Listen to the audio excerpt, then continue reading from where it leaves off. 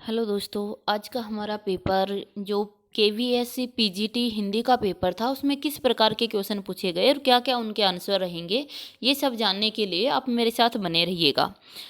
और देखो, ये क्वेश्चन जो हैं, वैसे पेपर ऑनलाइन था, कंप्यूटर बेस्ड पेपर था, लेकिन ये कुछ क्वेश्चन मेरे स्टूडेंट्स ने मुझे भेजे हैं कि इस प्रकार का क्वेश्चन पेपर आया था और ये इनके आंसर रहेंगे। तो काफ़ी कुछ क्वेश्चन उन्होंने भेजे हैं, बाकी भी पेपर बताएंगे कि किस किस प्रकार का क्वेश्चन हमारे थे, पेपर का पैटर्न कैसा रहा। और जल्दी ही आपको ये भी बताया जाएगा कि लगभग कितने तक कट ऑफ रह सकती है। तो ये सभी कमेंट करके एक बार ज़रूर बता दें कि कितनी कट ऑफ, आप ये कट ऑफ जानने के इच्छुक हैं और ये कितने कितने लगभग आपके सही रहे होंगे। अभी तो एक अंदाज़ा लगाया जा सकता है, तो सभी कमेंट करके ये बात भी शेयर करें। आइए देख लेते हैं क्वेश्चन। कुछ स्टूडेंट्स के भेजे हुए क्वेश्चन हैं, हम एक बार देख लेते हैं। पहला क्वेश्चन इन्होंने भेजा, मोहन आया होगा। इसमें आया होगा के नीचे अंडरलाइन थी और पूछा गया था ये किस प्रकार का पदबंध है। ये क्वेश्चन पदबंध से क्वेश्चन पूछा गया, और जो पेड क्लासेज में थे उनको पदबंध मैंने बहुत अच्छे से करवाया था, किसी का गलत नहीं हुआ होगा। कि मोहन आया होगा, ये पदबंध जो है किस प्रकार का पदबंध है, तो सभी जानते हो, आया होगा ये क्रिया पदबंध है। तो आंसर क्या हो जाएगा दोस्तों? आंसर हो जाएगा क्रिया पदबंध। आंसर हो जाएगा कैसा पदबंध है? क्रिया पदबंध। अगला क्वेश्चन था, धीरे धीरे दिया हुआ था। मोहन धीरे धीरे चलता है, ऐसा कुछ क्वेश्चन था। कंफर्म उनको ये याद नहीं है कि धीरे धीरे से आगे क्या शब्द थे, लेकिन क्वेश्चन ये पूछा गया था कि जैसे वाक्य दिया, मोहन धीरे धीरे चलता है, इसमें धीरे किस प्रकार का क्रिया विशेषण है, ये क्वेश्चन पूछा गया था। किस प्रकार का क्रिया विशेषण है? तो दोस्तों धीरे धीरे है, ये मोहन कैसे चल रहा है? धीरे धीरे। और कैसे क्या है? रीतिवाचक है ना, तरीका या रीति, तो ये रीतिवाचक क्रिया विशेषण हो जाएगा। अगला क्वेश्चन था, पर्वत का पर्यायवाची शब्द पूछा हुआ था, और उसमें ऑप्शन इनको ध्यान नहीं थे, लेकिन हाँ पर्वत का पर्यायवाची शब्द पूछा हुआ था। अगला जो क्वेश्चन पूछा हुआ था, वो पूछा हुआ था दूसरे सप्तक के कवि, कि इनमें से कौन सा दूसरे सप्तक का कवि नहीं है। तीन कवि तो दूसरे सप्तक के थे, लेकिन एक तीसरे, सर्वेश्वर दयाल सक्सेना तीसरे सप्तक के कवि इसमें दिए हुए थे। अगला क्वेश्चन था, कुंवर नारायण की रचनाएं कौन सी नहीं हैं? तो उसमें आमने सामने, हम तुम, परिवेश, ये तीन रचनाएं थी, और एक कोई अन्य रचना थी जो किसी अन्य कवि की थी, तो वो आराम से पहचान में आ रही थी। अगला क्वेश्चन इन्होंने भेजा कि महादेवी वर्मा की रचनाएं पूछी हुई थी, कि महादेवी वर्मा की कौन सी रचना इनमें से नहीं है, ऐसा क्वेश्चन भी पूछा गया था। तो देखो, महादेवी वर्मा की रचनाएं सभी आपको अच्छे से याद हैं, एक क्वेश्चन ये पूछा गया। अगला क्वेश्चन पूछा गया था कि डायरी की विशेषताएं क्या क्या होती हैं, और उसमें एक ऑप्शन दे रखा था, इनको याद है। बाकी तो तीन विशेषताएं बिल्कुल सही थी, लेकिन जो विशेषता नहीं थी वो इन्होंने मुझे बताई कि एक विशेषता ये नहीं थी कि डायरी आंतरिक आत्म साक्षात्कार नहीं कराती है। तो दोस्तों ये गलत हो जाएगा, क्योंकि डायरी जो होती है ये आत्म साक्षात्कार करवाती है। तो एक ये पूछा गया था, जो बहुत अच्छे से आपको सभी को लिखवाई गई थी डायरी की विशेषताएं, तो सही कर दिया होगा। अगला क्वेश्चन इन्होंने बताया कि अक महादेवी की भाषा कैसी है। अक महादेवी की भाषा कैसी है, तो आंसर हो जाएगा दोस्तों इसका कन्नड़। कन्नड़ ऑप्शन में उपलब्ध था। अक महादेव की भाषा कैसी है? कन्नड़ है। अगला क्वेश्चन था, आलोक धनवा की रचनाएं पूछी हुई थी। तो आलोक धनवा की पतंग और भी उसमें रचनाएं दी गई थी, कि इनमें से कौन सी आलोक धनवा की रचना नहीं है, ऐसा पूछा गया था। और वो ऑप्शन इनको अच्छे से याद नहीं है, लेकिन आलोक धनवा की सभी रचनाएं आप अच्छे से जानते हो। उसके बाद एक क्वेश्चन आया था कि निम्न में से तद्भव शब्द कौन सा नहीं है। ये क्वेश्चन पूछा था, कौन सा तद्भव नहीं है, क्वेश्चन ये पूछा गया, यानी तत्सम शब्द पूछा गया था। तो मैंने आपको सभी को अच्छे से बता रखा है कि जब तत्सम और तद्भव पूछा जाता है, तो आप शब्द को बोलकर देखिए। अगर तत्सम पूछ रहा है तो सबसे कठिन बोला जा रहा है, वो तत्सम है। अगर तद्भव पूछ रहा है तो सबसे आसान बोला जा रहा है, वो तद्भव है। अगला क्वेश्चन था कि गलता लोहा किसकी रचना है, ये क्वेश्चन पूछा गया। तो सभी जानते हो किसकी है, शेखर जोशी की है। उसके बाद पूछा गया कि रजनी रजनी किसकी रचना है, तो रजनी किसकी है, मनु भंडारी की रचना है, ये भी आप अच्छे से जानते हैं।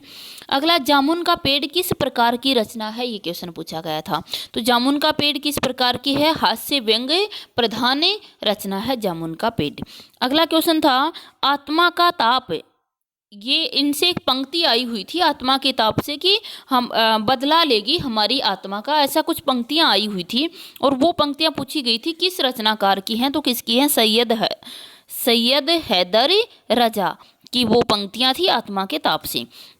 अगला क्वेश्चन था कि मीरा के काव्य की विशेषताएं क्या क्या हैं। बहुत अच्छा क्वेश्चन था, मीरा के काव्य की विशेषताएं पूछ रखी थी। तो दोस्तों मीरा के काव्य की जो विशेषताएं थी उसमें एक विशेषता दी हुई थी जो इन्होंने मुझे बताया, 3 विशेषताएं इनकी थी और एक नहीं थी। तो वो क्या नहीं थी कि वो दे रखी थी कि मीरा के बारे में कौन सा कथन गलत है, और उसमें एक ऑप्शन आया हुआ था कि मीरा की भाषा पर या मीरा के काव्य पर पूछा हुआ था कि मीरा के काव्य पर ये क्वेश्चन पूछा गया था कि मीरा के काव्य की कौन सी विशेषता नहीं है दोस्तों। तो देखिए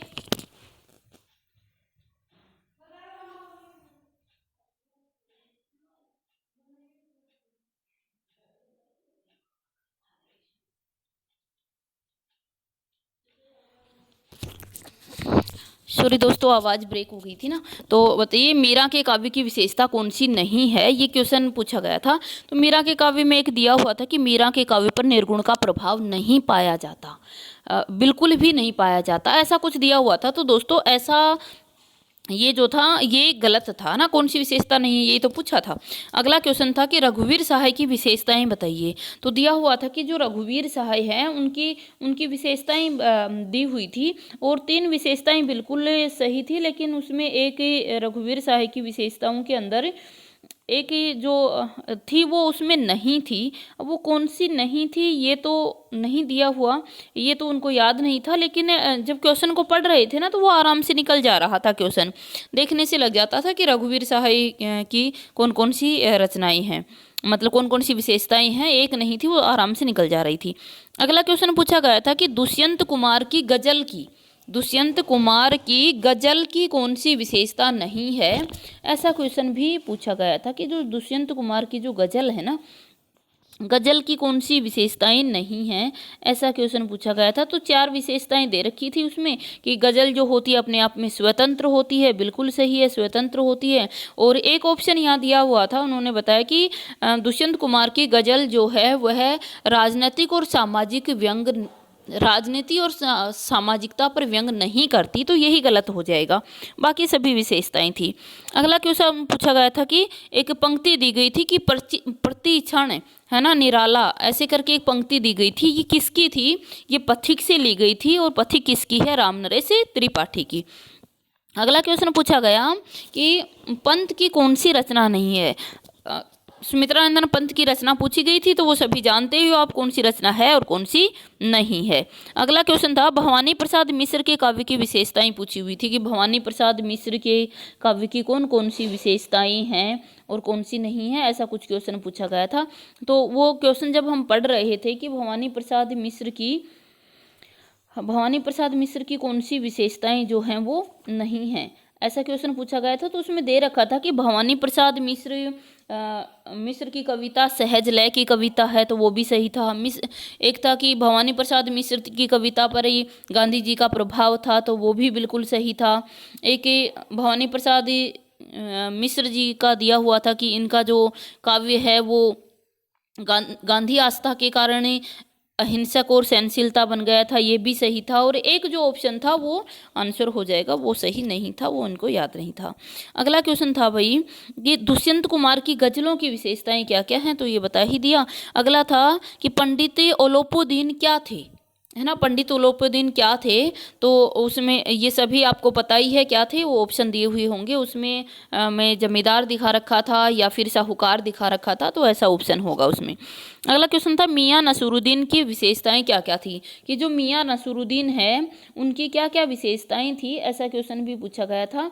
और मियां नसरुद्दीन की जो विशेषताएं थी आप जानते हो कि वह उसमें एक दिया गया था कि वह बिरयानी बनाना बहुत अच्छे से जानता था।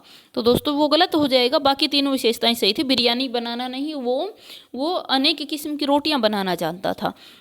अगला क्वेश्चन था कि सत्यजीत राय की रचना पूछी हुई थी कौन सी है, तो अप्पू के साथ ढाई ढाई साल इनकी ये रचना थी। और अगला क्वेश्चन था तुलसीदास की विशेषताएं पूछी हुई थी कि बताओ तुलसीदास की विशेषताएं कौन कौन सी हैं।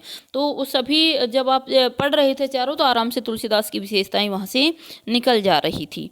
उसके बाद क्वेश्चन इन्होंने मुझे भेजा कि क्वेश्चन था कि जैनेन्द्र कुमार की रचना इनमें से कौन सी है, तो वो बाजार दर्शन सभी जानते हो। एक पूछा गया था कि बाजार दर्शन से एक पंक्ति उठा ली गई थी और वो पूछी गई थी कि भाई अपने मनोभावों को इतना भी मत दबाओ, इस प्रकार से कुछ पंक्ति पूछी गई थी। तो वो कौन सी रचना से है ये पूछा गया, तो वो किससे, बाजार दर्शन से थी।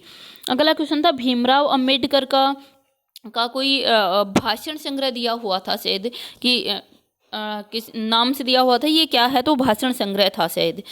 अगला क्वेश्चन था नमक रचना किसकी है, नमक का दरोगा नहीं खाली नमक रचना पूछी गई थी, तो रजिया सज्जाद जहीर की है। तो इस प्रकार के क्वेश्चन पूछे गए थे इसमें दोस्तों। तो देखो ये जो क्वेश्चन थे ना आपके, ये क्वेश्चन आपके लगभग एक ये कहें कि मॉडरेट क्वेश्चन थे और बहुत कठिन क्वेश्चन पेपर नहीं बनाया गया था।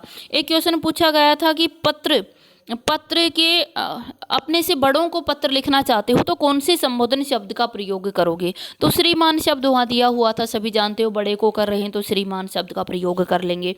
ये क्वेश्चन पूछा गया था। एक क्वेश्चन ये पूछा गया था कि जनसंचार की कौन सी विशेषता नहीं है, तो जनसंचार से 3 क्वेश्चन पूछे गए थे। बताया स्टूडेंट्स ने कि 3 क्वेश्चन पूछे गए थे, तीनों ही आसान थे।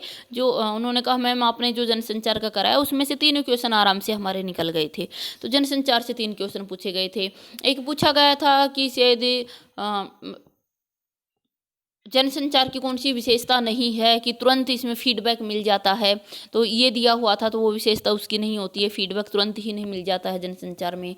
और एक पूछा गया था कि मीडिया से पूछा गया था, शायद मीडिया से संबंधित क्वेश्चन उन्होंने बताया कि पूछा गया था। तो इस प्रकार के क्वेश्चन पूछे गए थे।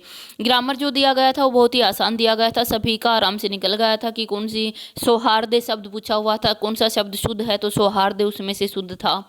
और ये भी संधि से संबंधित क्वेश्चन पूछे गए थे और उपसर्ग प्रत्यय से संबंधित क्वेश्चन पूछे गए थे कि कौन सा सही नहीं है, तो एक ई प्रत्यय था उसमें आई प्रत्यय लग रहा था है ना, और ई दिखा रखा था, तो वो सही नहीं था। और भी कई क्वेश्चन इसमें से इस प्रकार के प्रत्यय और उपसर्ग से पूछे गए थे जो आप आराम से निकाल सकते थे। इस प्रकार का ये पेपर था। तो पेपर आपका बहुत आसान तो नहीं कह सकते हम, लेकिन कठिन भी पेपर नहीं था, मॉडरेट पेपर आपका पूछा गया था। और इस कट ऑफ जल्दी ही यदि आपको जानना है तो आप एक बार कमेंट कर दीजिएगा। लगभग कट ऑफ पेपर के रिव्यू के आधार पर या स्टूडेंट्स ने जैसा जैसा बताया कि इस प्रकार के क्वेश्चन थे, तो उसके आधार पर कट ऑफ पर एक क्लास बना देंगे।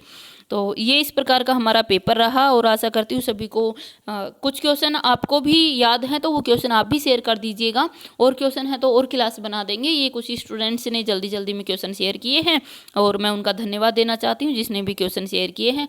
आप लोग भी शेयर कर सकते हो ताकि हमें एक अंदाज़ा मिल जाए कि किस प्रकार का हमारा पेपर था और कितनी कट ऑफ रहेगी। धन्यवाद।